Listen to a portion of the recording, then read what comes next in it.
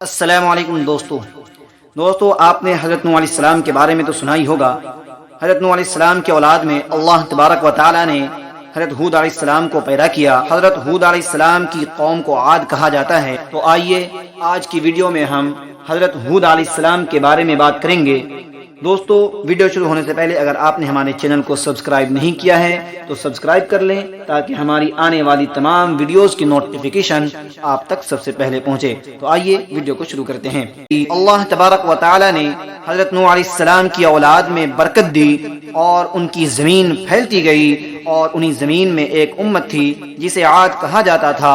وہ بہت طاقتور آدمی تھے، ان کے جسم لوہے کی طرح سخت تھے، وہ ہر ایک پر غلبہ پاتے تھے اور ان پر کوئی غلبہ نہ پاتا۔ وہ کسی سے نہیں ڈرتے تھے اور ان سے ہر کوئی ڈرتا تھا۔ اللہ تعالیٰ نے قوم عاد کو ہر چیز میں برکت دی تھی۔ قوم عاد کے اونٹوں، بھیڑ، بکریوں سے وادی بھر جاتی تھی۔ قوم عاد کی اولاد سے گھر بھر گئے۔ جب قوم عاد کے اونٹ اور بھیڑ بکریاں چراگاہ کی طرف نکلتے تو ان کا منظر بڑا دلکش اور خوبصورت ہوتا، اور جب بچے صبح کے وقت کھیلنے کے لیے نکلتے تو ان کا منظر بھی بڑا خوبصورت ہوتا۔ اسی طرح قوم عاد کی زمین بھی بہت سرسبز اور خوبصورت تھی، اس میں بہت سے باغ اور چشمے تھے۔ لیکن قوم عاد نے ان بے شمار نعمتوں پر اللہ کا شکر ادا نہ کیا۔ قوم عاد طوفان کا قصہ بھول گئی جسے انہوں نے اپنے بڑوں سے، اپنے باپ دادا سے سنا تھا، اور زمین میں اس کے نشان دیکھتے تھے، اور بھول گئے کہ قوم نوح پر اللہ نے طوفان کیوں بھیجا تھا۔ انہوں نے اسی طرح بتوں کی عبادت شروع کر دی جیسے نوح علیہ السلام کی امت بتوں کی عبادت کرتی تھی۔ وہ اپنے ہاتھ سے پتھر کے بت بناتے تھے، پھر انہی کے سامنے سجدہ کرتے اور ان کی عبادت کرتے۔ وہ ان سے اپنی حاجتیں مانگتے، اپنی ضرورتیں بیان کرتے، انہیں پکارتے اور ان کے لیے قربانی کرتے۔ وہ نوح علیہ السلام کی امت کے نقش قدم پر تھے۔ ان کی عقلیں انہیں بتوں کی عبادت سے نہ روکتی اور نہ ان کی عقلیں ہدایت دیتی۔ وہ دنیا کے عقل مند تھے اور دین کے نا سمجھ تھے، دین میں انہیں کوئی سمجھ نہ تھی۔ قوم عاد کی قوت ان کے لیے اور لوگوں کے لیے وبال بن گئی، اس لیے کہ وہ اللہ پر اور آخرت پر ایمان نہیں رکھتے تھے۔ ان کو ظلم سے کون سی چیزیں روکتی، انہیں سرکشی سے کون سی چیزیں روکتی؟ وہ لوگوں پر ظلم کیوں نہ کرتے؟ وہ لوگوں کو اپنے سے آگے بڑھتا ہوا نہیں دیکھتے تھے، اور انہیں حساب و کتاب اور عذاب کا کوئی خوف نہ تھا۔ وہ جنگل کے درندوں کی طرح تھے، جنگل کے درندوں کی مانند تھے، جن میں سے بڑا چھوٹے پر ظلم کرتا ہے اور طاقتور کمزور کو کھا جاتا ہے۔ جب غضبناک ہوتے، غصہ ہوتے، وہ بھپرے ہوئے ہاتھی کی طرح ہوتے جسے جو ملتا ہے قتل کر دیتا ہے، اور جب وہ لڑنے پہ آتے تو کھیتوں اور نسل کو تباہ کر دیتے، اور جب کسی بستی میں داخل ہوتے تو اس میں تباہی مچا دیتے، اور وہاں کے معزز لوگوں کی عزت کو ذلت میں بدل دیتے۔ کمزور ان کے شر سے ڈرتے اور ان کے ظلم سے بھاگتے تھے۔ ان کی قوت ان کے لیے وبال بن گئی، اور اس طرح ہر وہ شخص جو اللہ سے نہیں ڈرتا اور آخرت پر ایمان نہیں رکھتا ہے، اس کی قوت وبال ہو جاتی ہے۔ قوم عاد کو کھانے پینے اور کھیل تماشے کے علاوہ کوئی اور کام نہ تھا۔ ان میں سے ہر ایک دوسرے پر بلند محلات اور وسیع گھروں کی تعمیر پر فخر کرتا تھا۔ اونچے اونچے گھر بناتے تھے، اونچے اونچے محل تیار کرتے تھے۔ ان کے مال پانی کیچڑ میں ضائع ہوتے، برباد ہوتے تھے۔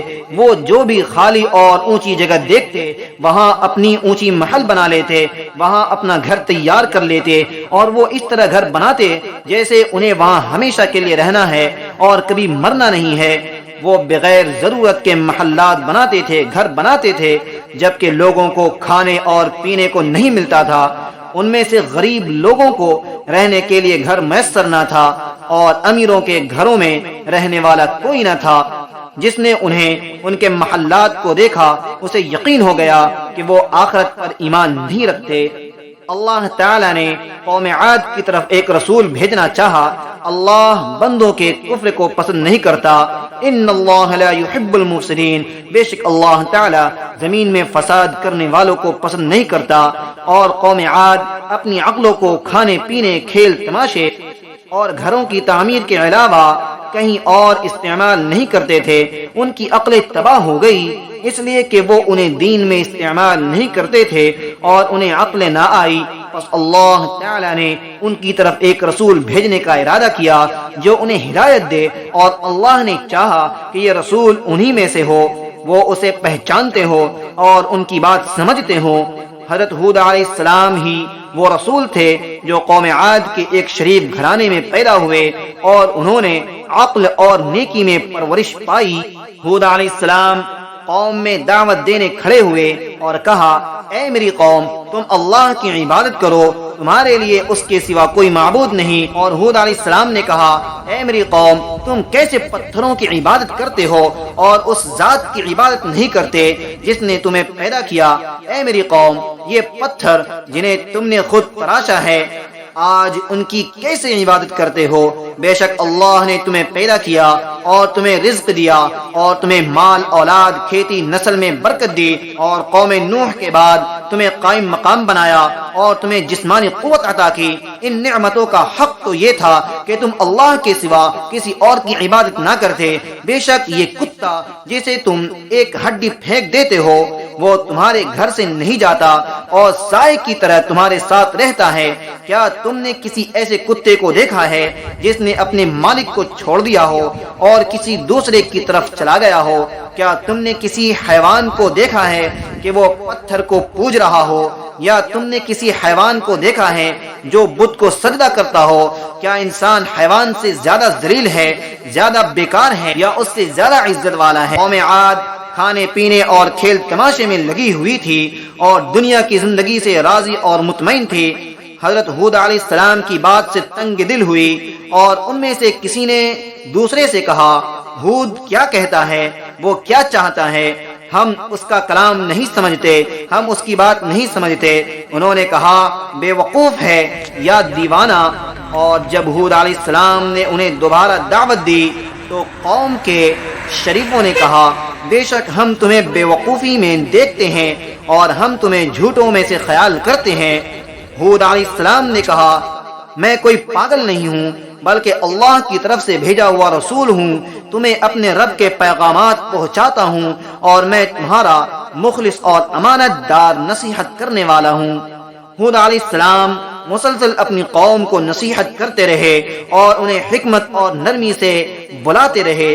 ہود علیہ السلام نے کہا، اے میری قوم، میں کل تمہارا بھائی اور دوست تھا، کیا تم مجھے پہچانتے نہیں ہو؟ اے میرے بھائی، تم مجھ سے کیوں ڈرتے ہو اور مجھ سے کیوں بھاگتے ہو؟ میں تمہارے مال میں سے کوئی چیز کم نہیں کروں گا۔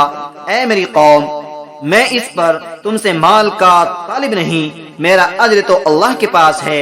اے میری قوم، اگر تم اللہ پر ایمان لے آؤ تمہیں کس چیز کا ڈر ہے؟ بخدا اگر تم اللہ پر ایمان لے آؤ تمہارے مال میں کمی نہ ہوگی بلکہ اللہ تمہارے رزق میں برکت دے گا اور قوت میں اضافہ کرے گا۔ اے میری قوم، میرے پیغام سے تمہیں تعجب کیوں ہوتا ہے؟ اللہ ہر کسی سے تھوڑا ہی بات کرتا ہے، اللہ ہر کسی کو خطاب نہیں کرتا کہ اس سے کہے یوں کرو اور یوں کرو۔ بے شک اللہ ہر قوم کی طرف انہی میں سے ایک آدمی کو بھیجتا ہے جو ان سے کلام کرتا ہے، بات چیت کرتا ہے اور انہیں نصیحت کرتا ہے، اور اللہ نے مجھے تمہاری طرف بھیجا ہے، میں تم سے کلام کرتا ہوں اور نصیحت کرتا ہوں۔ کیا تمہیں تعجب ہے کہ تمہارے پاس تمہارے رب کی طرف سے نصیحت آئے ایک آدمی پر تم میں سے تاکہ وہ تمہیں ڈرائے انجام سے؟